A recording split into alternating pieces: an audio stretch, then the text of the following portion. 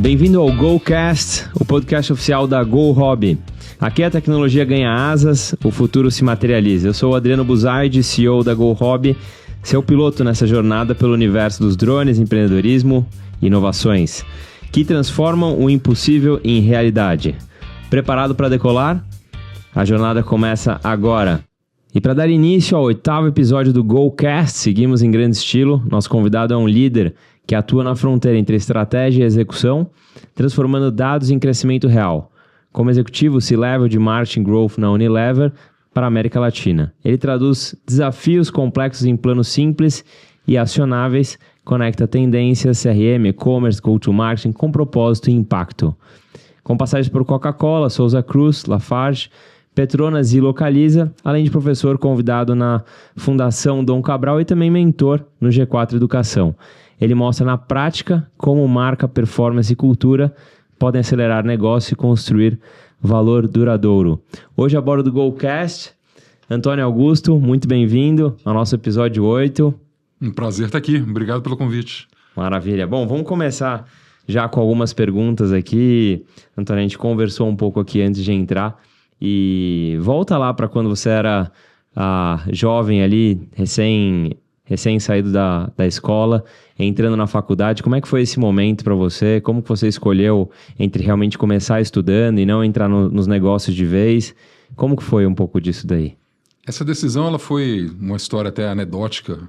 Ela foi muito impulsionada pelo meu pai, né? E meu pai ele fez uma consideração comigo e com meus irmãos de que se a gente passasse numa universidade particular, ele ia financiar, ele ia pagar. Mas se a gente passasse uma pública, a gente podia pegar esse dinheiro e fazer o que a gente quisesse. Então, eu passei numa universidade pública à noite e peguei o meu tempo durante o dia e o dinheiro que eu recebi. Em conjunto com meu irmão, eu abri uma empresa. E a gente... E você estava com o quê? 18 para 19. 18 para 19. Caramba. Exatamente. Foi isso que aconteceu. Ali o critério de decisão foi exatamente esse. Caramba. E aí estudava à noite e trabalhava de dia? Estudava à noite e trabalhava de dia. Em alguns momentos eu estudei e trabalhei em 2 lugares ao mesmo tempo, para ganhar mais experiência. Então, trabalhava na Câmara Americana, trabalhava no meu próprio negócio e estudava à noite. E conta um pouco desse seu próprio negócio. Como que surgiu a ideia de abrir esse business? Por que você teve esse insight? Qual foi o gap que você enxergou para ir para esse segmento que você escolheu? A gente estava vivendo um momento muito interessante ali, nos idos de 99. Né? A gente tinha uma economia estável, a gente tinha um dólar relativamente acessível, a gente tinha uma explosão do turismo pela classe média, então a classe média estava conhecendo o mundo justamente por conta desse momento, e as companhias aéreas americanas estavam chegando no Brasil com toda a força, só que elas chegavam invariavelmente aonde? No Rio e em São Paulo. E quem estava fora do eixo Rio e São Paulo não tinha acesso. E essas companhias aéreas começaram a desenvolver um modelo chamado GSA, que é o General Sales Agent, que é tipo uma franquia. E a gente tinha esse GSA, ou seja, a gente comprou, entre aspas, esse GSA da Delta e fazíamos todas as transações da Delta para Minas. Emissão de passagem, remarcação, atendimento ao cliente, tudo ali. Era como se fosse um escritório da Delta por meio de uma franquia. Aqui no Brasil? Em Minas Gerais, aqui no Brasil. E quanto tempo durou esse negócio? Como que era o faturamento? Quantas pessoas tinham no começo? Como que era? Esse negócio existe até hoje, mas sobre um outro formato, completamente diferente. Esse negócio chegou a ter ali seus 8 funcionários, contando comigo. Na época, chegou ali a faturar entre 300 e 400 mil reais, o que... a gente está falando de mais de 20 anos atrás, é o seu equivalente hoje a uns 3, 4 milhões. O dólar era bem próximo de 1 para 1 ali nessa época. 1,40, 1,30, estava mais ou menos nessa faixa. Então, um negócio que chegou a ser muito interessante, muito legal, especialmente ali nos 2, 3 primeiros anos. Caramba, que legal, muito interessante. Muito massa. E aí, esse business ficou de lado, você decidiu entrar na carreira executiva, como que foi essa transição? Esse business, na verdade, ele ficou obsoleto, né? Porque o que aconteceu é que ele basicamente era um business que dependia da emissão de bilhetes aéreos físicos. No papel ali. No papel. E aconteceu que com a introdução do e-ticket, ou seja, a tecnologia, ela fez com que esse tipo de operação, esses GSAs, fossem desnecessários. Então a gente repensou a empresa, eu vendi minha parte, existe até hoje, e transformamos ela numa agência de pacotes customizados. Então, quando você quer viajar para a Europa com a sua família, em vez de comprar um pacote padrão, você quer um negócio específico para você. Essa agência existe até hoje fazendo isso. Caramba, que interessante. E aí você começou a fazer carreira por algumas empresas. Qual empresa que você foi logo na sequência depois desse business? Coca-Cola, cara. Fui direto para Coca-Cola, programa de trainee. Passei em alguns programas de trainee. Comecei no INDG, que agora é a Aquila, antigo Falcone ali. Mas fiquei lá 3 meses e fui direto para Coca-Cola na sequência. Tá. E uma coisa que eu acho super interessante, porque eu vejo muitas pessoas fazendo a migração a pessoa começa como executivo de alguma companhia, enfim, começa lá, sei lá, analista, sobe, coordenador, gerente, etc. Sei lá, chega um momento da carreira que ela fala, não, vou empreender. E aí ela teve a escola dela praticamente de business, foi trabalhando por uma empresa ou por algumas empresas e depois ela vai empreender. Como que foi fazer esse movimento ao contrário, na qual você começou empreendendo, né? Então, girando um monte de pratos ao mesmo tempo e você fala, não, agora eu vou sair isso daqui, vou entrar como executivo. E qual foram os choques que você tomou, assim, que você falou assim, cara, isso daqui não tá muito legal, isso aqui eu não gosto, enfim, abre o jogo pra gente. Cara, o principal choque foi a qualidade das discussões. O que eu quero dizer com isso? As discussões de uma empresa do tamanho de uma Coca-Cola, ou o que quer que seja, são muito mais sobre como algo deve ser dito do que o resultado que aquilo que está sendo dito vai efetivamente trazer. Então, são empresas que o nível de inércia da empresa é tão grande que a preocupação é estética. A preocupação é com quem vai ouvir determinada apresentação ou quem vai estar em determinada reunião. Isso consome 80% da gestão do negócio. Caramba. 20% da gestão do negócio é transformacional ou evolutiva. Então, esse foi o primeiro choque. É muito mais sobre parecer do que efetivamente ser. Isso é um problema que as organizações grandes todas carregam. Tá. O que é legal para quem começou no empreendedorismo e acabou migrando para a carreira executiva, que como você sabe que é possível fazer, via de regra, você consegue fazer mais do que a média. Porque você coloca a mão na massa, você tem, né, e você desenvolve a vontade, o desejo por fazer as coisas acontecerem. Você tem, obviamente, um pouco mais de dificuldade, porque a empresa é muito grande, mas você sabe que algumas ideias ali, se tirar do papel, ela vai funcionar. Seria mais ou menos isso. O que acontece é o seguinte, quando eu falo que 80% do tempo é despendido nas discussões sobre o parecer, os 20% eles se refletem também mais ou menos na quantidade de pessoas que estão afim realmente de fazer alguma coisa muito exótica. Você descobre aquelas 20 que estão afim de fazer um negócio evoluir, cara, os 80 não conseguem segurar. Evolui, as coisas acontecem. Então, as principais inovações que você pega de empresas grandes, invariavelmente foram feitas por alguém que resolveu adotar um pet project e o negócio andou. Não foi de um grande planejamento estratégico com a McKinsey, não foi. E agora eu te faço uma pergunta interessante. Como que é fazer, por exemplo, o marketing de uma companhia que, assim, a Coca-Cola tem um negócio que eu acho incrível, que é, cara, fez um produto que, ok, ela deve ter avanços tecnológicos da química e etc. durante os anos. Eu imagino que a composição química de 1960 não é igual a de 2025. Provavelmente. Nunca vamos saber, mas sim. Mas assim, sei lá, o produto em si, muito parecido. Talvez o cara que gostava de tomar Coca-Cola em 1965 deve tomar Coca-Cola até hoje. Como que é trabalhar o marketing, né, na qual você está tentando convencer milhares de pessoas a continuarem consumindo o seu produto da mesma maneira ou de forma diferente, ou tentar aumentar o market share com um produto que é de fato o mesmo, né? Você vê quantas montadoras, não, compra o meu carro que agora ele mudou o farol, ele agora tem ar-condicionado, agora ele tem, sei lá, mais assentos, ou ele tem algo especial, ele vai mais rápido, ou ele é mais econômico. Como que você continua convencendo as pessoas para cada vez consumirem mais o seu produto, sendo que esteticamente ele é quase que o mesmo produto há décadas? O bom é que é o mesmo produto e um produto muito bom, né, do ponto de vista da aceitação para o cliente. Esses produtos, eles passam por searas que são distintas de uma seara tradicional. O que eu quero dizer com isso? Você não vai comprar uma nova Coca-Cola, vamos supor que a gente está falando só do produto original, tá? Não está falando da Coca-Cola Zero ou qualquer uma das suas variações. Mas você não vai comprar essa Coca-Cola nova. Desculpa, você não vai querer comprar essa Coca-Cola porque ela trouxe uma novidade no produto.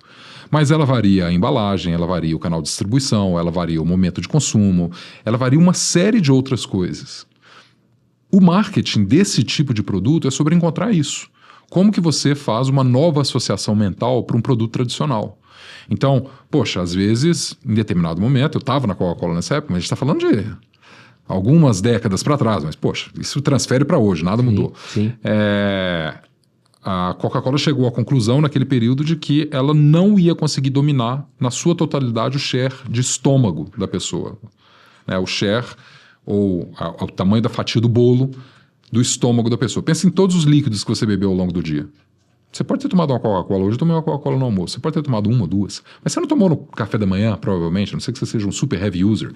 Então, a extensão de portfólio que a Coca-Cola fez, na época ela introduziu aqui no Brasil sucos, introduziu energéticos, introduziu água, olhando para o cliente e vendo o que é o share de estômago que ela seria capaz de capturar com aquele produto, que ela continua tendo que aumentar as ocasiões, mas com produtos adicionais que vão compor a cesta de consumo do cliente. Então o marketing ele vai além do produto, para o produto é encontrar novas ocasiões e para aquilo que não é viável para o produto é encontrar outros produtos complementares. E aí daí ela utiliza o mesmo canal de distribuição que ela tem. Exato, você captura em cima da força que você já tem. Já tem um engarrafador franqueado, no caso da Coca-Cola, já tem um engarrafador que é capaz de fazer aquele tipo de envase, aquele tipo de produção, já tem o caminhão que vai, já tem o vendedor que vai, já tem a plataforma online que vende. Neste caso, é um jogo de escala. A gente pode entrar numa outra discussão se o jogo de escala ainda é o jogo que funciona hoje. Sim. Mas é um jogo de escala. Entra nessa discussão do jogo de escala. Você acha que funciona ou não funciona? Eu acho que o jogo de escala funciona, mas o jogo de escala cada vez menos é um diferencial competitivo. Tá. Por que acontece? Quando você pega Mas quando você fala diferencial competitivo, em termos de ter uma maior margem de lucro ou de realmente vender mais por esse diferencial? São os dois ângulos. Tá. A escala, ela te dá poder de barganha, ela te dá otimizações de produção, ela te dá um monte de coisas que fazem com que você, eventualmente, tenha uma margem maior comparando elas por elas, like for like. Esse aumenta a eficiência. Aumento de eficiência. Tá. Qual que é o problema que vem a reboque com o aumento de eficiência? Você reduz dramaticamente a sua capacidade de customizar. Sem customização, você não consegue ir para um nível mais premium. Então, ok, você ganha eficiência por baixo, mas você perde por cima a sua capacidade de ser aderente ao cliente. Quando você pega, ficando dentro desse produto, a gente está falando de bebida, quando você pega a bebida hoje, provavelmente a quantidade de bebida que você consome hoje é infinitamente maior do que você consumia 10 anos atrás. Tudo que é funcional, que você está... Vamos para o caso mais clássico. Você não tomava Iopro há 5 anos atrás? Alimento rico em proteína. Por que você não tomava? Porque não existia. Né? Então a sua capacidade de trazer um produto novo que encaixa naquela, que seja com uma embalagem muito distinta, não é PET, é Tetra Pak, putz, é rico em proteína, cara, eu não tenho cadeia para isso, então tá tudo amarrado para fazer, você perde por esse lado. É o ônus e o bônus. Sim. O que eu vejo, para entrar nessa discussão então, já que você provocou ela, eu vejo que tem um espaço para produtos de massa que é insaciável, porque a gente precisa atender 8 bilhões de pessoas no mundo. Mas no lugar de premium, né, no topo lá da pirâmidezinha de premium, você vai ter cada vez mais produtos específicos que são para o Adriano. Mas o Adriano, quantos Adrianos tem? Quantos lookalike do Adriano existem? Ou pessoas semelhantes ao Adriano existem? É pouco, talvez. Pelo menos a gente gosta de pensar assim, né? Que a gente é único. Então é aí que mora o... Sabe? Na escala super... Na escala premium, você precisa de um certo nível de customização ou de nicho que a massa não vai. Perfeito.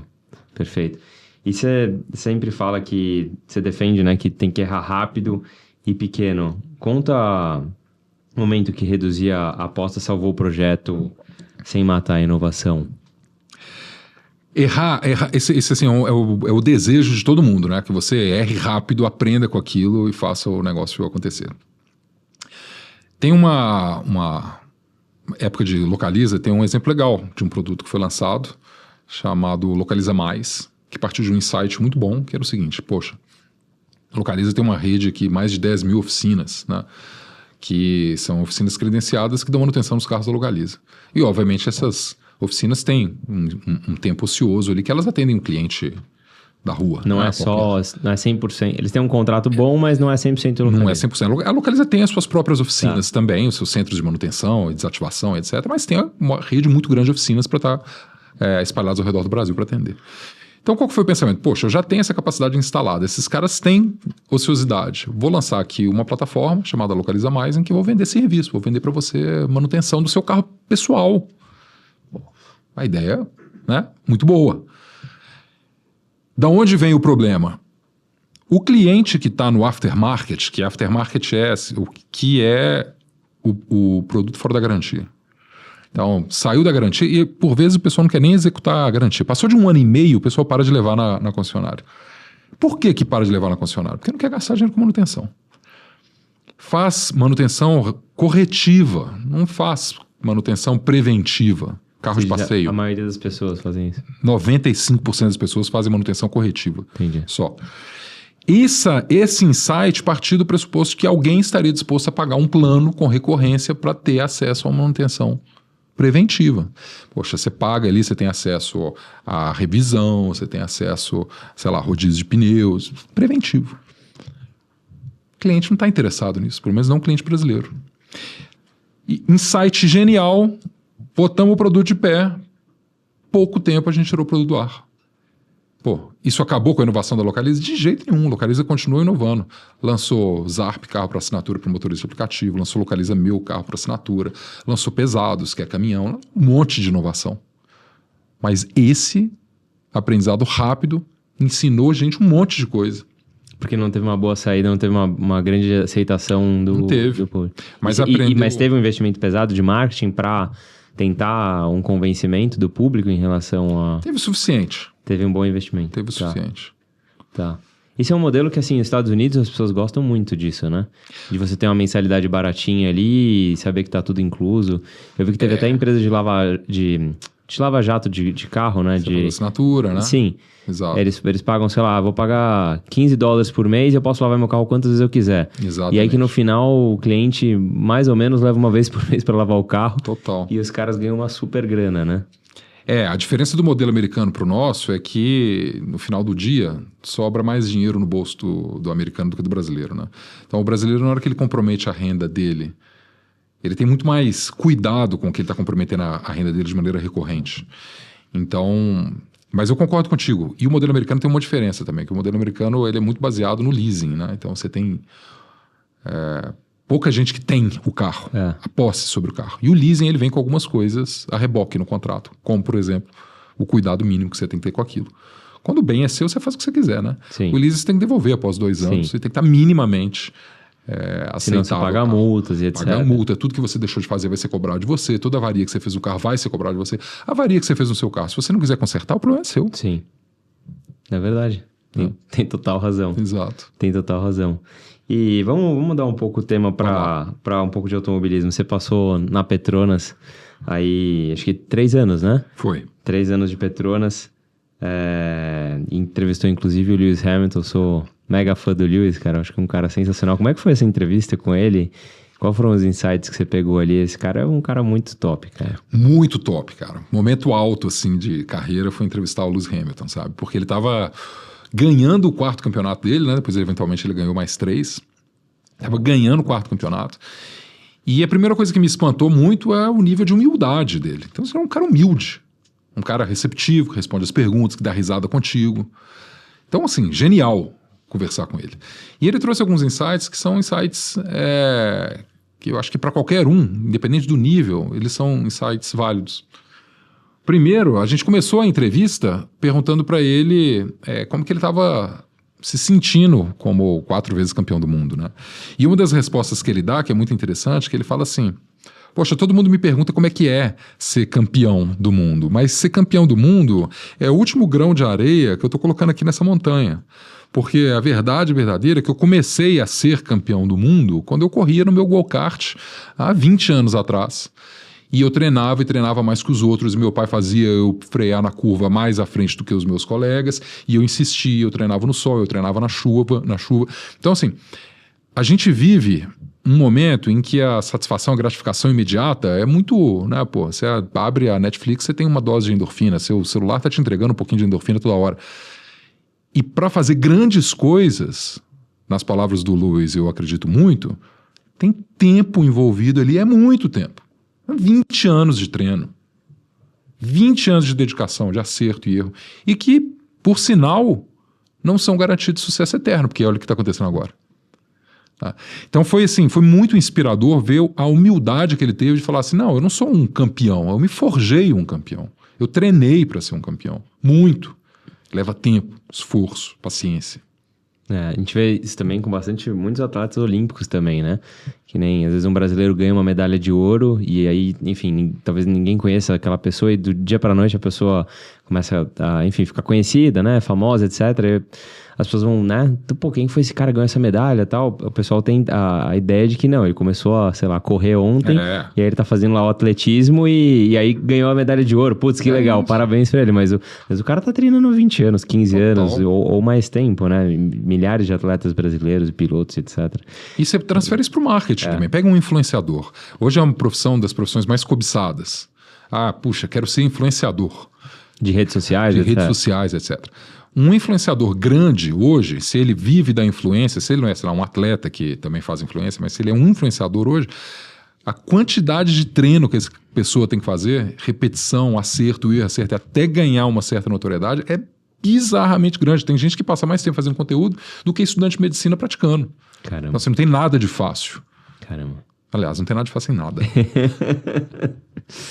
Maravilha.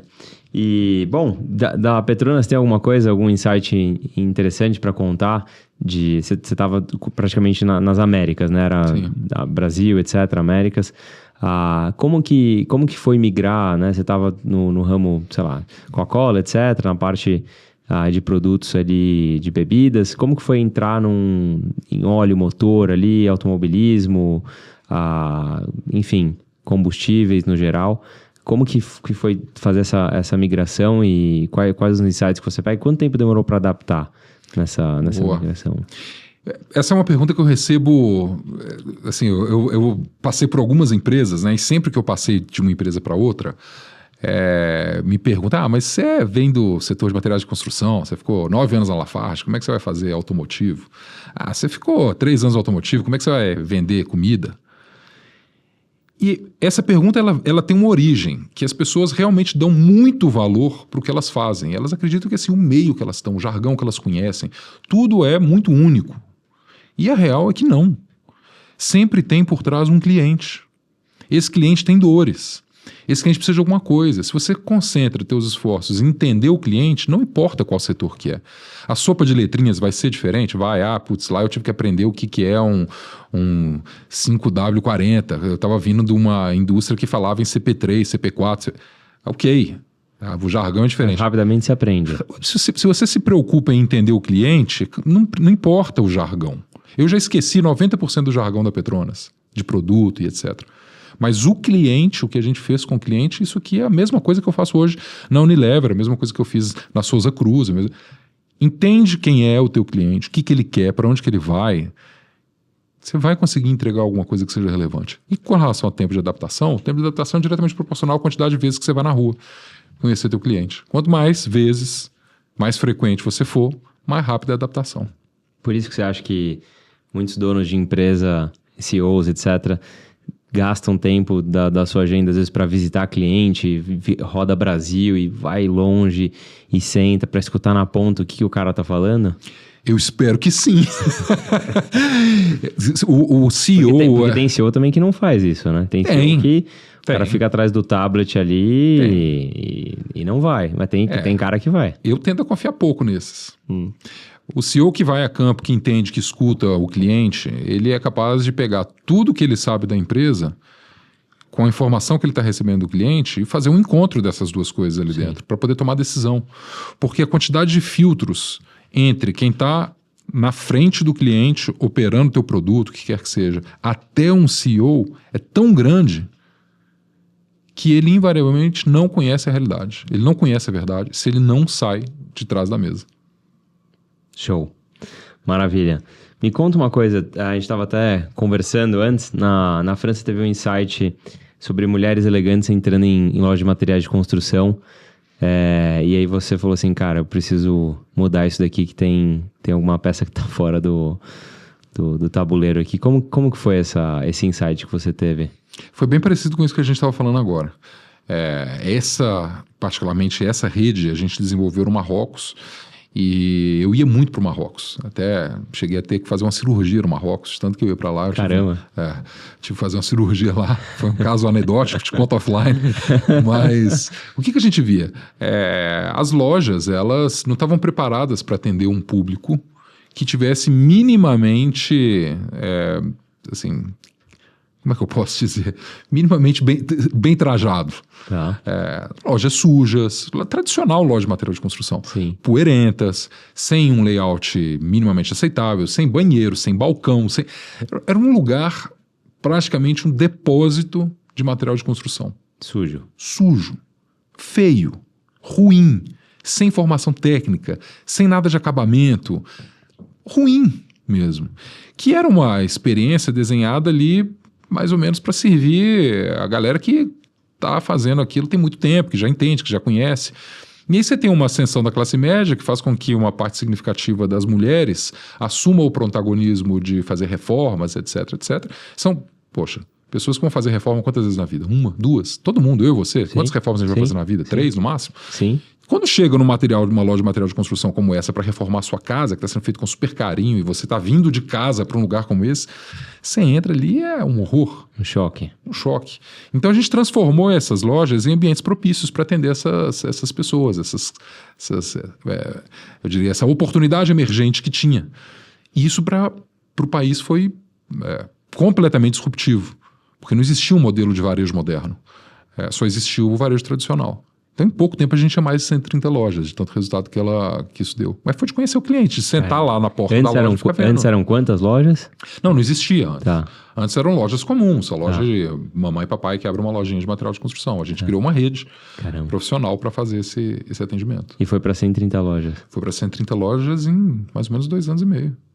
Uns 3 anos e meio. Caramba, é muita loja. Muita loja, e como você faz muita oportunidade. E como que faz para abrir tanta loja tão rápido assim? Olhar...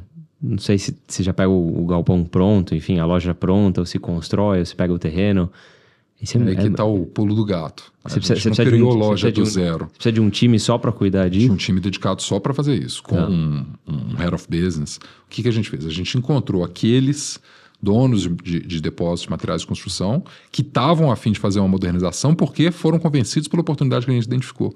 Então a gente retrofitou muita loja. Que já existia, que já estava operando. Que já existia, colocamos ela debaixo do guarda-chuva no modelo de franquia. Entendi. Caramba. Genial. Muito bom. Deu muito certo. Mas mesmo assim, mesmo você pegando as lojas prontas e remodelando todas elas, é impressionante esse número. É um número significativo. É o lado bom, esse é o lado indiscutivelmente bom de estar numa empresa do tamanho da Lafarge, né? A Lafarge é uma empresa que estava em 130 países, faturamento para lá de 40 bi de euros. Então, é uma empresa que tinha bolsos profundos para fazer esse tipo de coisa. Sim. E alguém com vontade de fazer. Caramba. Surreal. Me conta um pouco da sua passagem no G4. Você ainda está no G4? No G4. Dando aula de cultura, marketing? Cultura, marketing, a gente fala de inteligência artificial e eu faço as mentorias também ali no G4, né? Então, é um pouco desse encontro dos dois mundos, do empreendedor com o executivo, com o corporativo. E é uma jornada riquíssima, porque o G4, assim, sem medo de errar, eu acho que o G4 endereça uma das principais engrenagens da economia brasileira, que é o empreendedor, especialmente o mercado, o middle market, né? Ele é até 500 milhões, 600 milhões de faturamento. É essa galera que é a maior empregadora do país, é essa galera que são os maiores pagadores de impostos também. Então, assim, é muito interessante essa jornada. Eu não só ensino, mas como aprendo muito com a turma lá. Que legal, que legal. Bom, eu também tive a oportunidade de fazer uma passagem pelo G4, foi muito, muito bacana, aprendi bastante coisa. Conta alguns insights sobre cultura, porque assim, eu vejo, sei lá, imagina um empreendedor que ele acabou de abrir uma empresa. Não adianta o cara também ser expert em cultura, tipo, se o cara tá começando e tem 1, 2 funcionários. Beleza, talvez se ele souber muita coisa sobre cultura seja interessante, mas de fato ele não vai conseguir aplicar, tipo, muito forte, né? Quanto mais funcionários a empresa tem, mais forte precisa ser a cultura. Quando que você acha que é o momento que o empreendedor, que, por exemplo, está escutando a gente agora, precisa parar e falar, não, preciso olhar sobre cultura agora, porque minha companhia já chegou num ponto que isso vai me atrapalhar se eu não tiver uma boa cultura? Ele deve começar a olhar isso no dia 0. Dia zero. Dia zero. Tá. Porque cultura, por mais que a gente tenha modelos de cultura super complexos, teorias, etc, etc, o resumo da ópera de cultura para mim é: a cultura é aquilo que você tolera. No dia zero, você tolera que seu funcionário chegue atrasado, ou você tolera você mesmo enrolar teu cliente. Essa é a sua cultura. Tudo que você tolera, não, cara, eu tolero fazer um cambalacho fiscal. A sua cultura vai ser essa. No dia zero, que é você com você mesmo, quando você tiver 100 funcionários, 1000 funcionários, tudo que você fez no dia zero vai ser replicado ali para frente. Tudo que você tolerou. Eu tolerei um produto de baixa qualidade, eu tolerei um desvio de conduta, eu tolerei valores que não são compatíveis, eu tolerei desvio ético. O que você tolera desde o primeiro dia? O resumo é esse. Aí depois tem um monte de ferramenta para você colocar de pé. Cara, que tipo de cultura que eu sou? Cultura de clã, cultura adocracia, cultura mercado. É muito massa, muito mais sofisticado. Mas resumo da ópera é isso. O que você tolera? Legal. Uma cultura... Vamos colocar no português, claro. Talvez você palita os dentes no interior, na roça e tal, seja algo super comum. E aí, se você talvez faça isso num restaurante chique em São Paulo, talvez não seja muito bem visto, as pessoas não olham muito bem. E aí você está implementando uma cultura que é o que você precisa para aquele business ser bem sucedido e que talvez não seja o fit cultural de muitas pessoas que entram na sua companhia. Talvez as pessoas entrem dentro dela, falem assim, cara, essa cultura não é para mim, e rapidamente ela já é expelida ali, porque ela fala, cara, não vou me adaptar aqui dentro. Por exemplo, vou dar um exemplo aqui. Vamos falar que a sua empresa seja 6 dias por semana, de segunda a sábado, presencial, e cara, e é isso. Não tem um dia de home office, não tem reuniãozinha online, você na praia. E, cara, você implementa isso e é daquele jeito. Como que você enxerga isso de você ter realmente uma cultura forte, você ter um problema de pessoas não se adaptarem porque ela é forte demais ou agressiva demais? E aí, se você percebe que você às vezes perde um funcionário ou outro porque ela é muito forte, assim, ela não é uma... Imagina que uma cultura neutra talvez fosse o melhor caminho para você ter pessoas que aceitem ou não aquela cultura. E aí você coloca ela muito no extremo e aí você às vezes perde um pouco de funcionário porque ela está muito no extremo. Como que você enxerga isso?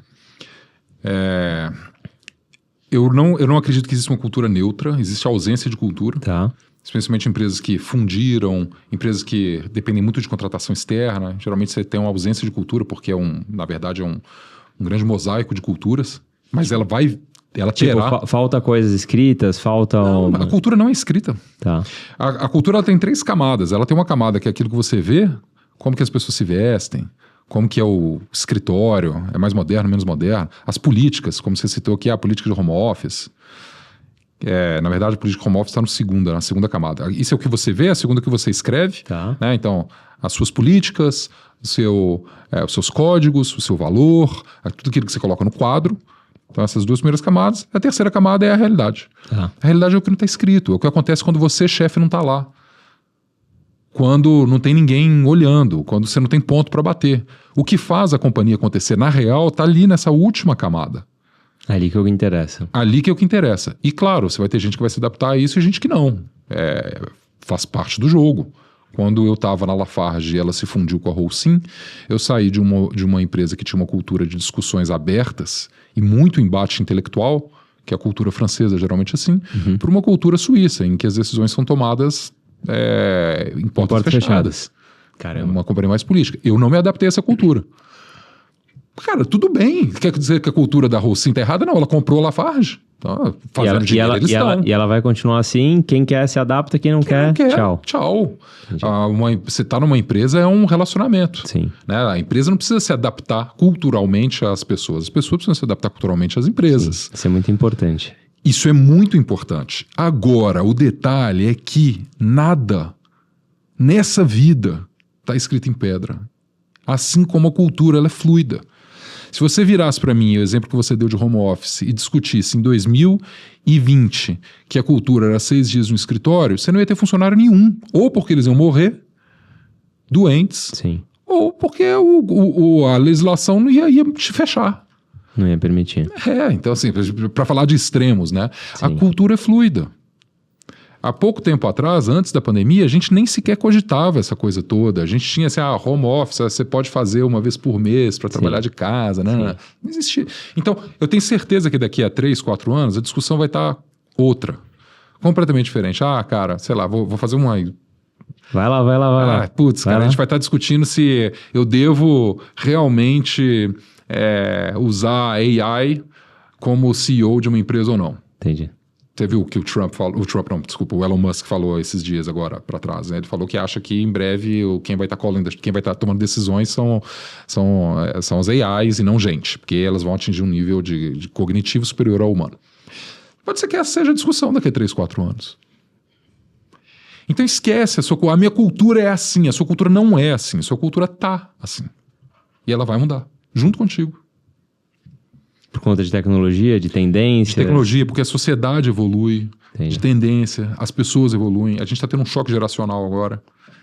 Pela primeira vez a gente tem no mercado consumidor 4 gerações consumindo ao mesmo tempo. Pela primeira vez, porque quando você pega ali a expectativa de vida da geração que são silents, né, antes dos baby boomers, a expectativa de vida deles era de 40 anos, Brasil. Você pega... Agora você acha que está alongando bastante? A gente está em 73. Tá. É dado atual.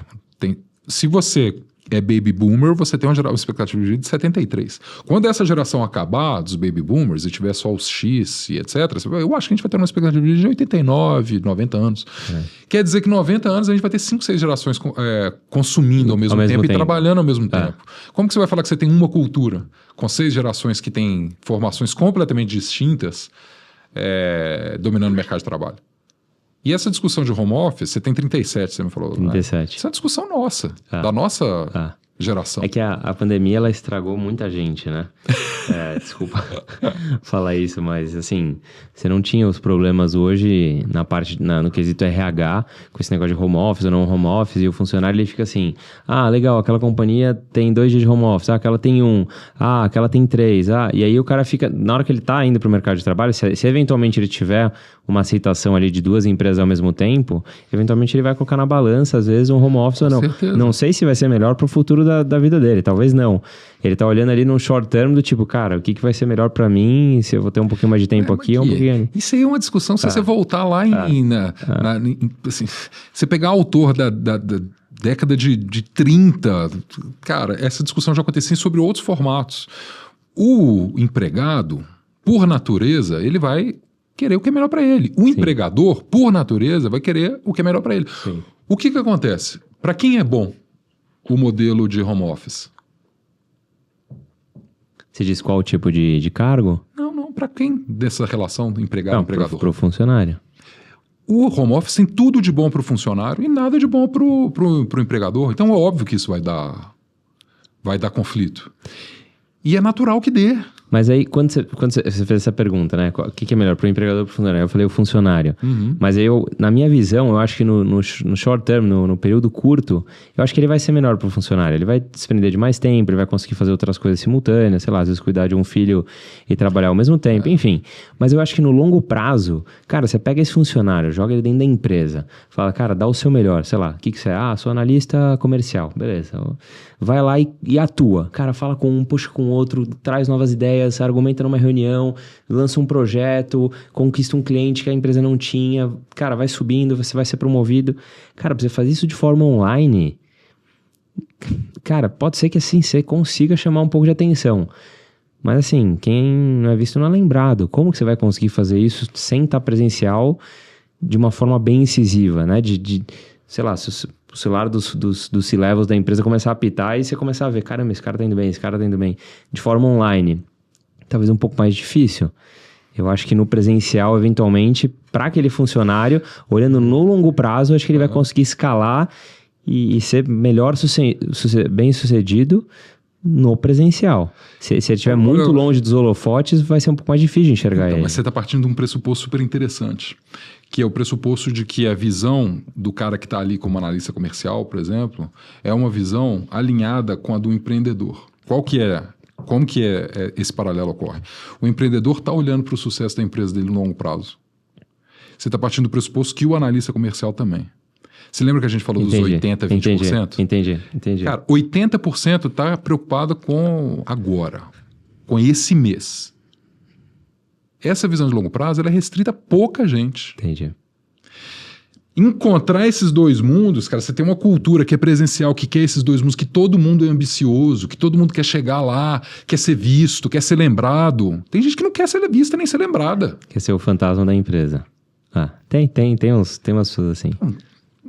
Cara, é normal. Quanto mais rápido a gente aceitar que não tem uma confluência de interesse e que a gente precisa criar um ambiente para que essa confluência ela se dê no hoje, no amanhã e no ano que vem, menos a gente vai investir tempo discutindo o home office. Porque no final do dia, o home office ele é uma ferramenta que, o home office ou o presencial, é uma ferramenta que garante comando e controle. Sobre qual aspecto? Do funcionário, eu comando a sua atenção, eu controlo que você está me vendo, que eu estou lá, que eu estou tendo exposição, não é? Uhum. E do empregador, eu comando que você está vendo, eu controlo que você está trabalhando, etc, etc. Quando os dois querem a mesma coisa, o presencial é lindo. Sim. Só que quantas vezes os dois querem a mesma coisa? Concordo. Bom, deixa eu mudar um pouco o tema. Vamos lá que esse tema é polêmico. Deixa eu te perguntar, assim, eu adoro fazer essa pergunta para os convidados que vêm aqui no podcast, no nosso co-cast, e conta para mim um problema que você teve ou pode ser na carreira de empreendedor, quando você estava lá empreendendo, ou de executivo, alguma coisa que ficou no seu colo, que quando apareceu, assim, e geralmente quando esses problemas acontecem, não é geralmente na área que você é PhD. Tá na sua área, mas você não é o especialista naquele assunto. E quando caiu, você falou assim, caramba, como que eu vou resolver e sair dessa? Tipo assim, meio que ferrou. E como que você contornou e qual foi a estratégia para resolver esse problema grande que apareceu também? Enfim, deixa o microfone aberto aí para trazer algum desses para a mesa. Cara, eu acho que assim, tanto o empreendedor quanto o executivo, o dia a dia dele... 60% é resolver problema, 40% é olhar o futuro e ver o que vai acontecer, né? E os problemas eles podem ser tão pequenos quanto, cara, um problema de relação com o cliente, reclamação, de qualidade de produto e etc., como podem ser problemas super graves, como, para mim, o problema mais grave que pode existir é um problema reputacional, né? Então, se você tem um problema reputacional com a sua empresa, com a sua marca, etc., que exige uma atenção que ela não é técnica, ela é... por vezes emocional, né? Na minha carreira eu passei por todos esses problemas que você pode imaginar. E assim, sem citar um problema específico, mas falando sobre o modo de operação, eu tenho uma impressão, com base no meu conhecimento, é que você pode dividir os problemas, independente do tamanho deles, em 3 fases. Tá. Você tem uma fase inicial ali, que é a fase do choque, o problema acontece. Acende todos os alertas. Imagina que você está num cockpit de um avião, tá gritando lá, terrain, você está caindo, stall warning, cara, sabe? Tipo, cara, o avião está caindo. E eu gosto dessas metáforas de avião, porque eu não te contei isso, mas meu sonho era ser aviador e até fiz Epicar, enfim. Que legal. Mas aí, cara, o que acontece? Quando você pega um treinamento bom, de um piloto bom, mesmo em situações de muita... que todos os próximos minutos, eles são cruciais. São os minutos de como você reage ao problema. Dentro de um cockpit, quando você tem 3, 4, 5 alertas acontecendo ao mesmo tempo, a decisão que você vai tomar para resolver o alerta 1, 2, 3 ou 4, ou a sequência que você vai fazer isso, você vai dedicar um só, significa que você vai sair dali vivo ou morto. Os problemas variavelmente são assim. Primeiro, dispara um montão de alertas. Segundo, você tem que escolher qual botão você vai apertar desse alerta. Para escolher isso, por vezes você tem que voltar no manual. Você tem que voltar na teoria, você tem que voltar nas bases, você tem que voltar nos dados, você tem que voltar na fonte. Porque se você reage intuitivamente, a gente acha que as pessoas são heróis, né? Que elas vai reagir intuitivamente, vai resolver. Se você reage intuitivamente em um problema, a chance de você acertar vira uma jogada de moeda para cima, 50-50. Enquanto que se você volta aos dados, etc., nesse segundo momento, a sua chance aumenta. Vai para 60%, 70%. Essa é a segunda fase. A terceira fase, para mim, é a fase mais importante. Se você saiu vivo, conseguiu aterrissar o avião, você apertou o botão certo, você reprogramou, você fez o que você tinha que fazer, é o post-mortem.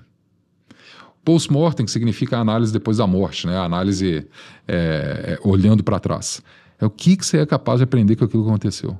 Pô, por que eu entrei nessa espiral aqui que quase me derrubou? Por que esses alertas dispararam? O que aconteceu? Porque a curva de aprendizado de uma organização, que é esse post-mortem, é o que faz com que ela tenha uma construção incremental de conhecimento e evite os erros do primeiro momento. Ainda na metáfora da aviação, o que é o ideal? Se você vai comprar, se você resolve, né, ter um avião. O ideal é que você tenha um avião novo e um piloto velho. Nunca o contrário. Por que um avião novo e um piloto velho? Avião novo, que a chance de dar problema é menor, e o piloto velho, porque ele já passou por uma porrada de problema. Assim é. Quanto mais você passa por problema e analisa por que você chegou nesse problema, mais piloto velho você vira. Legal, adorei. E me conta um pouco da aviação. Você tinha o sonho de ser piloto? Você chegou Como é que foi isso? Eu tinha um sonho, acho que era sonho de toda criança. Mas de novo, ali, assim, né? De 15, 18 anos? Eu fiz concurso quando eu tinha 16. Que legal. Achava massa, achava que eu queria fazer isso. Hoje eu vejo que não tem absolutamente nada a ver comigo, porque é uma profissão de procedimento, né? Sim. É uma profissão de repetição, uma profissão de detalhe, uma profissão assim de, sabe, você tem que voar Rio, São Paulo 6 vezes por dia fazendo os mesmos procedimentos para não dar ruim aquilo ali. Sim. E eu escolhi uma profissão que é completamente oposto, né? Que é a profissão de marketing. Então, você vai tentar fazer diferente todo dia. Tipo, a receita que funcionou 10 anos atrás talvez não funcione hoje. Exatamente. Você tem que evoluir, testar coisa nova o tempo todo. Você tem que continuar aprendendo com as coisas que dão errado, mas você tem que evoluir o tempo todo. Então eu tinha esse sonho, mas esse sonho era muito atrelado ao glamour, né? De viajar, de conhecer o mundo, de pilotar uma máquina, como, né? E eventualmente eu vi que a máquina mais legal de se pilotar é nossa cabeça, né? Não tem nada mais incrível do que conseguir pilotar a nossa cabeça. Que legal, que legal. Putz, que show. Adorei. Bom, no final, hoje ainda você não tá voando? Não. Hoje mais perto que eu chego dessa aventura é velejar. Que legal. Me conta um pouco do velejo. Qual que é a sensação de velejar? Por que você veleja? É uma válvula de escape? Como que é o velejo? Eu costumo falar que velejar 1 hora de vela é mais reparador do que 8 horas de sono. Que legal. Porque a vela, especialmente barquinhos pequenos como o meu, como o que eu uso, né, dinghy, laser, barquinhos pequenos, eles têm uma configuração que é muito simples.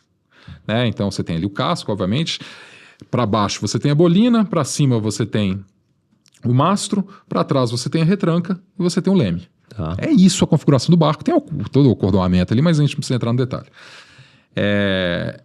Então, o que acontece? Quando você está num barco como esse, você tem o vento empurrando a vela para um lado, portanto, a bolina empurrando a água para o outro. O vento, ele né, da cabeça dele, ele faz o que ele quiser. Então o vento muda de direção, ele muda de intensidade, às vezes você tem 2 ventos cruzados ao mesmo tempo, ele roda. Você tem a corrente da água, né, que está te levando para um lado para o outro também. Você tem o peso, o equilíbrio do barco, porque dependendo da intensidade do barco, você tem que sentar contra, né, para fazer o balanço do barco. Você tem o leme, que vai te dar a direção, e você tem ali o controle da escota para você segurar, né, que é aquela corda que você segura para guiar ou para tensionar, exatamente. Você ainda tem a biruta lá em cima, você vê a direção do vento. Quando você está controlando tudo isso e você ainda quer ir para algum lugar, que o barco não vai em linha reta, né, ele só anda de zigue-zague, não tem mais absolutamente nada que você consiga fazer. Então você está 100% presente naquele momento, controlando o barco, controlando a direção, controlando o vento, o equilíbrio, as cordas, se a vela está planejando, se não está. Ali é um momento que você é você com você mesmo 100%. E isso limpa tudo mais que existe no ruído, no pensamento, tudo. E isso é revigorante. Tá no flow, tá 100% em alguma coisa, é raríssimo hoje. Você tá sempre com 300 coisas acontecendo. Sim. Então isso é um negócio que eu acho que eu recomendo para todo mundo. Eu concordo, até porque hoje em dia o celular, ele, enfim, faz parte da extensão do corpo da maioria das pessoas, né? Pessoas que sei lá, o cara vai escovar o dente, ele tá com o celular. Ele vai almoçar, ele tá com o celular. Ele, sei lá, vai no banco, tá com o celular. Qualquer coisa que ele vai fazer, ele tá com o celular. E o celular piscando e 300 milhões de pessoas mandando mensagem, é urgente, faz isso, o boleto, o código, me manda, encaminhou, qual é a resposta, eu preciso de um retorno. E assim, realmente uma loucura, né? E aí você tem diversos problemas de saúde mental em diversas pessoas, porque, cara, de fato, a nossa geração é diferente do que, sei lá, em 1960, que você mandava uma carta pro Japão e um mês depois chegava a resposta. Exato. Cara, hoje todo mundo quer resposta no mesmo segundo e, enfim, o acesso que as pessoas têm a você ou a mim, etc., são muito maiores do que antigamente. Aí você entra num barco para velejar, você provavelmente deve deixar talvez o celular, não sei se dentro do barco, fora do barco. Não, fora do barco. Fora do barco, perdão. Fora do barco, e aí... Até porque vira, né? Ele capota, sempre. E esse momento presente, de fato, acontece, né? E aí, por isso que você fala que é tão reparador. E eu acho isso incrível, tanto que eu também velejo, talvez não com a mesma intensidade que você, às vezes quando eu tô viajando de final de ano ou em algum hotel, eu sempre tento pesquisar para aqueles que têm um hobbycat, tenha talvez um laser ali na praia à disposição para alugar. E é também onde eu sinto meu momento presente. Também aquele contato com a natureza, com o mar, com a água salgada, com o vento. É algo surreal e que recomendo aí para todos que estão em casa, que ainda não fizeram, para realmente ter uma conexão com si mesmo, com a natureza.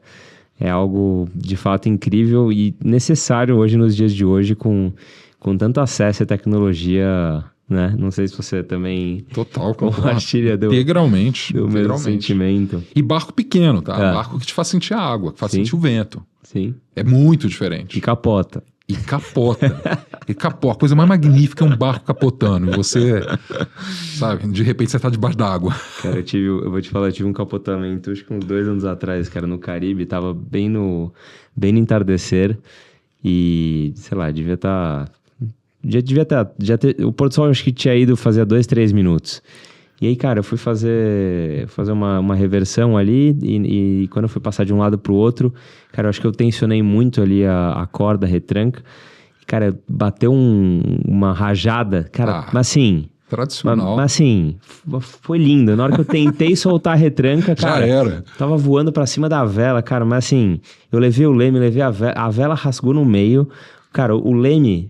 caiu do hobby. Putz. E, cara, aí quando eu caí na água, eu olhei pro barco e falei, cara, nem que eu volte ele ao tempo. Eu não tenho vela e não tenho leme. Esquece. Aí eu olhei pra praia, cara, eu tava longe. Eu falei assim, mas assim, devia estar uns 25 nós de vento, tava forte. Acabou. Eu falei assim, cara, eu acho que se eu nadar muito, eu acho que eu não chego na praia. Cara, naquela situação, eu fiquei preocupado. E aí, eu falei, mas que opção que eu tenho? Eu vou ir arrastando, eu vou parar onde? Na Venezuela? Sei lá onde é que eu ia parar.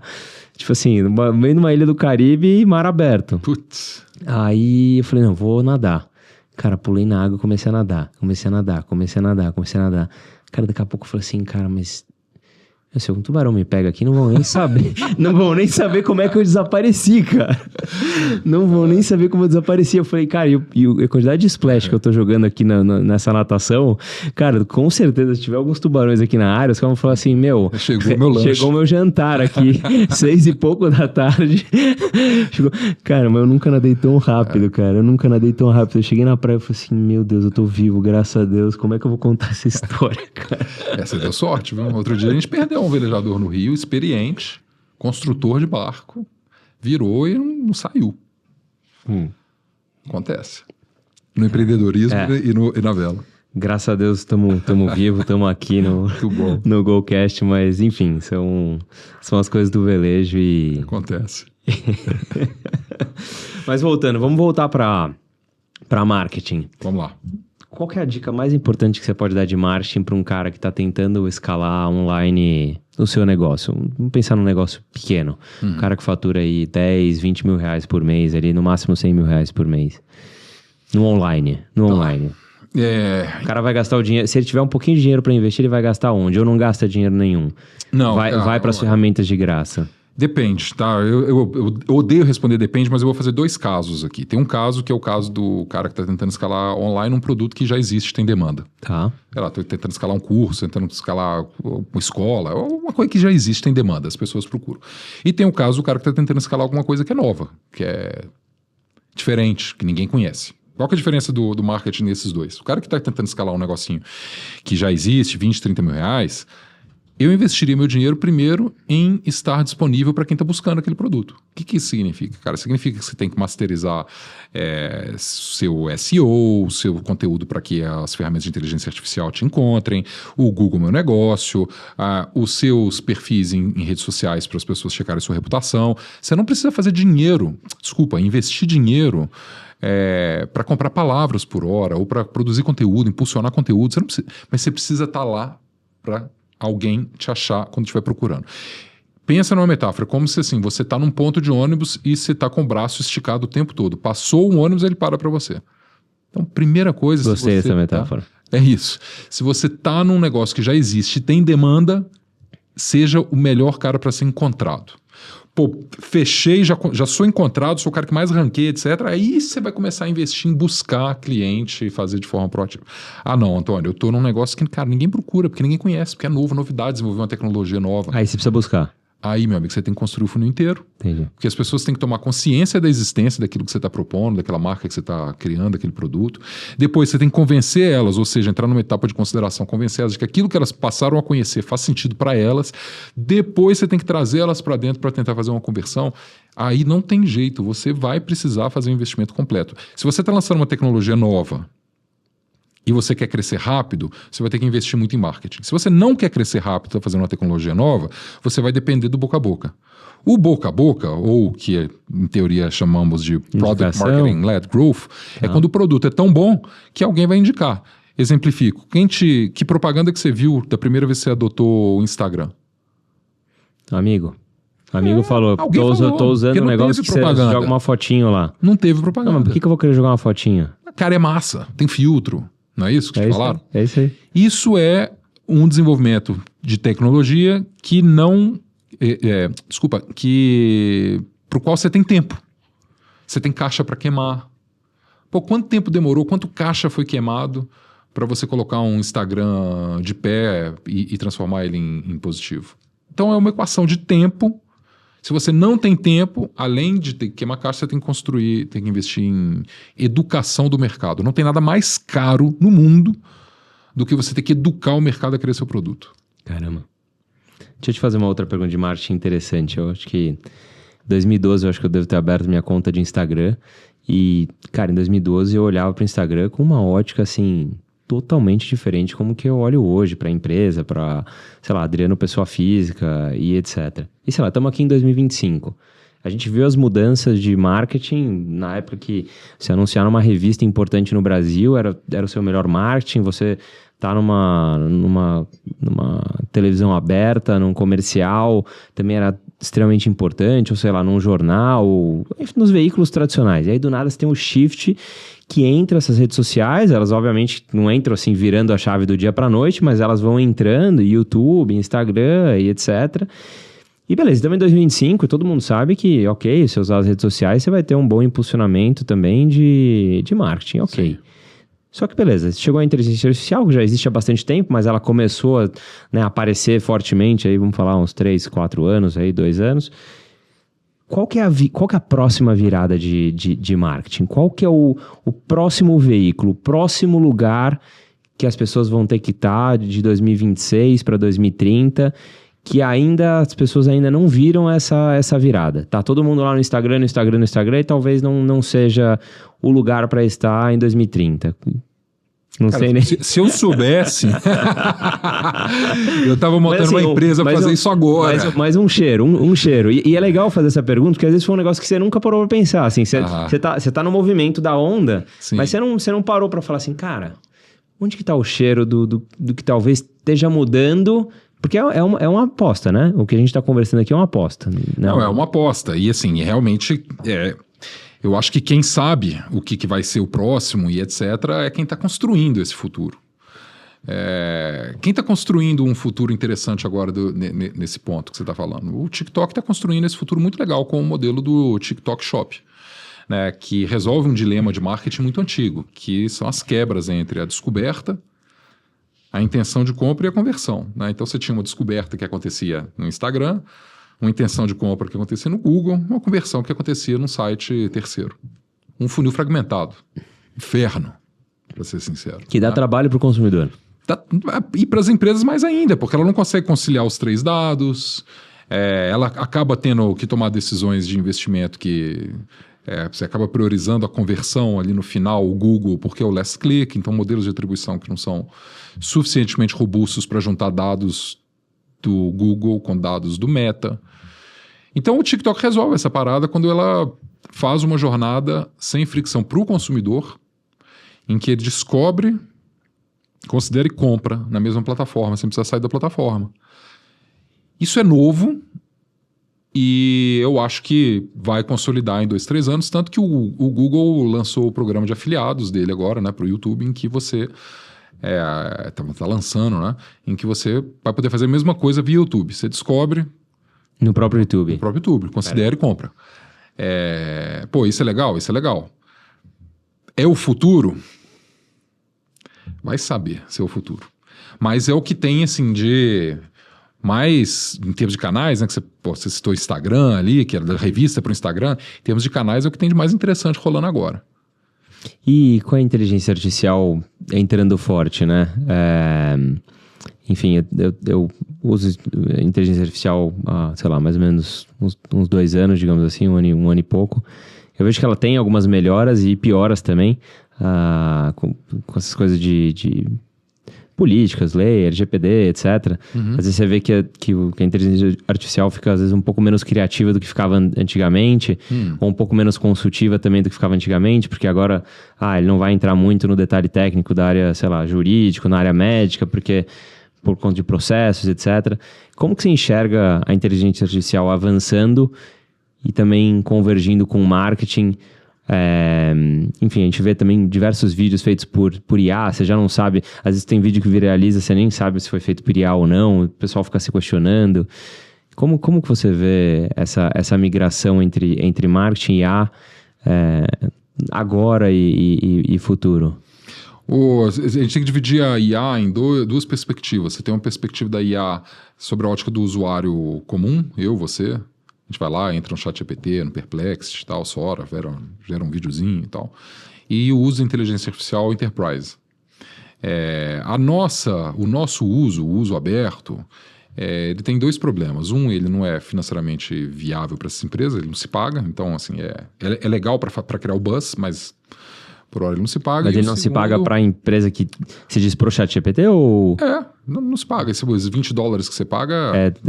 Tanto que eles acabaram de pedir o governo americano para injetar capital. Caramba. Porque eles, né, precisam de alguns trilhões para continuar evoluindo. Para rodar.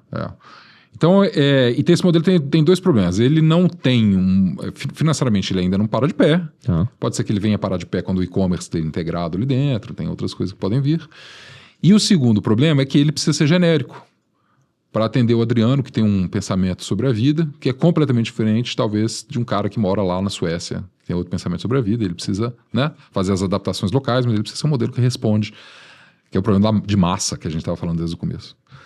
A utilização dos motores de inteligência artificial pelas empresas permite uma customização e uma expansão dessa utilização de uma maneira muito mais efetiva do que esse modelo que está na ponta para mim e para você. Neste modelo Enterprise, eu acredito muito, porque ele é um divisor de águas. Ele permite que eu processe dados, que eu responda de maneira customizada a você, muito melhor do que eu sou capaz de fazer com um batalhão de pessoas. Eu conseguir fazer uma relação 1 para 1 contigo é chave para que aquele problema de escala que a gente estava falando no começo aqui do podcast se resolva. Você quer alguma coisa que seja para o Adriano, que pense como o Adriano pensa, que tem os gostos do Adriano. E eu, como uma empresa que tem uma escala a preservar, eu preciso pelo menos me comunicar com você de forma que seja 1 para 1 com o Adriano. Esse uso, ele é uma grande ruptura que está acontecendo em marketing. Mas ela é uma ruptura enterprise, dentro de casa, como você usa a inteligência artificial a favor dos seus clientes. Próxima fronteira de inteligência artificial, gradativamente os GPTs da vida, Claude, Perplexity e tal, estão substituindo o Google. O próprio Google está substituindo as suas respostas com o Gemini, com as respostas do próprio Google. Né? Então, o que eu vejo? Cada vez eu acho que a gente vai ter mais features sendo incorporadas ali dentro. Então agora, sei lá, o GPT você tem a feature pesquisar, você tem navegar, você tem... Daqui a pouco você vai ter que comprar com mais efetividade. A gente já vê alguns experimentos, mas você vai ter que comprar com mais... Na hora que você conseguir comprar ali direto, que a indicação vier deles, putz, tem uma ruptura aí no marketing. Como que você está bem qualificado ou você está bem integrado, e aí sem dúvida vai vir um modelo de ads, em que você consegue pagar para ter a resposta à inteligência artificial, que resolve o problema de remuneração que a gente estava falando antes. O modelo... Para aumentar a remuneração. Os caras terem uma linha de... E aí isso vai ser uma ruptura. Ainda não chegamos lá. Mas vai vir, eu acho. É bola de cristal aqui. Interessante. Essa parte de inteligência artificial, ela é muito legal, né? Tem quantidade de coisas que você consegue fazer e insights também. Às vezes a pessoa não tem muita ideia ou não sabe como resolver algum problema. Você consegue tudo. Você consegue abrir vários caminhos, né? E você acha que no futuro os CEOs das empresas vão ser inteligência artificial ou... Depende do tipo de empresa. Sabe que a GoHobby tem alguns... inclusive o que apareceu ali na tela GoHobby tá trazendo alguns humanoides, né? Sabe que o meu chat GPT, eu converso com ele diariamente e eu falo, olha, assim que eu tiver um humanoide bom o suficiente pra gente te colocar dentro, eu vou te colocar dentro desse humanoide, a gente vai continuar essa parceria, agora você no mundo físico. E aí o chat GPT fica maluco, né? Fala, não espera a hora, não espera o dia, vamos lá, me coloca no humanoide. Você imagina, eu dou isso em sala de aula, né? A expectativa do Elon Musk também, né? Com o Optimus, né? Que ele... se o Optimus vira real, se ele consegue vender o Optimus por $20 mil mesmo como ele quer vender, né? Ou vocês venderem o humanoide, quem vai fazer o supermercado para você, né? Quem vai fazer a compra para você? É o humanoide. Em teoria, né? Se você não gosta da experiência de lá. Qual que é o critério de decisão do humanoide? Você vai programar você mesmo para que o critério de decisão dele seja o seu para tudo? Você vai conseguir fazer isso? Ou você vai confiar na inteligência artificial por trás do humanoide para decidir se aquele produto que ele vai levar vai te agradar ou não? Então, isso muda completamente o paradigma de marketing também. Então, se tiver uma barreira entre você e o consumo, como o GPT passa a ser uma barreira entre a gente e o... Você teria que, teoricamente, começar a fazer marketing para convencer o humanoide que tem a inteligência artificial por trás de que, eventualmente, ele precisa pegar esse produto e não mais o do concorrente. Ou você vai fazer marketing para convencer... Seria uma época interessante isso, hein? Super, desde que você consiga convencer ele de uma maneira efetiva e não seja comprado. Então, assim, a empresa que tiver o bolso mais fundo é aquela que vai pagar o ads do humanoide para comprar o arroz dela, sei lá. Caramba. A gente pode chegar nesse dilema ético. Caramba, que loucura isso, né? Na qual a gente entraria numa época de marketing que você não está mais convencendo os seres humanos o porquê que a marca dele é melhor, ou porquê que seu produto ou seu serviço é melhor, e de fato convencendo... Outra máquina, outros robôs, o porquê que ele teria que... Cara, isso é interessante. Acho que na GoHobby a gente já precisa começar a pensar e começar a desenhar um projetinho nesse caminho, porque na hora que a chave virar, já tá pronto. Vamos ver o que vai ser. Mas é uma possibilidade, né? Dessa chave virar dessa forma. Caramba, cara. Que incrível. Nossa, me passa milhões de coisas na cabeça pensando nisso agora. Bom, a gente traz já humanoides há uns 2 anos pro Brasil e a gente vê a evolução deles crescendo muito rápido e o preço também descendo muito, né? Antigamente você tinha fábricas de humanoides que produziam tipo 2 humanoides por ano e vendiam seu humanoide a 3 milhões de euros. Assim, caríssimo, 3 milhões e meio. Aí, sei lá, chega uma Boston Dynamics e, cara, começa a fazer uns humanoides absurdos e, tipo, 300, 400, 500 mil dólares, meu Deus. Cara, esses caras são um gênio. Porra, bacana. Aí chega, tipo, a Unitree, que é a companhia que a GoHobby representa no Brasil de humanoide. Cara, e lança um humanoide, tipo, sei lá, 80, 100 mil dólares no mercado. Cara, as universidades vão à loucura, cara, quero ter esse humanoide na minha área de robótica, primeira vez que eu vou conseguir ter acesso a isso, eu achei que ia ser impossível, que esse dia não ia chegar. Cara, e aí passa meses. Hoje, tipo assim, eu lembro quando a Unitree lançou o primeiro humanoide dela pro mercado, tipo assim, consumer, esse é um humanoide pro consumer. Quanto que ele custa? Sei lá, 17, 18 mil dólares. Meu, o pessoal ficou maluco, assim, a quantidade de influencer, começou a comprar humanoide, e assim, os caras, um influencer, né, bem conceituado, com bastante seguidores, ele posta um vídeo com humanoide, dá 10, 15, 20 milhões de visualizações, assim, em um dia. É um absurdo, o humanoide se paga rapidamente. E aí, recentemente, a gente tem um outro humanoide da Unitree, que eles vão lançar, tipo assim, entre 5 a 10 mil dólares.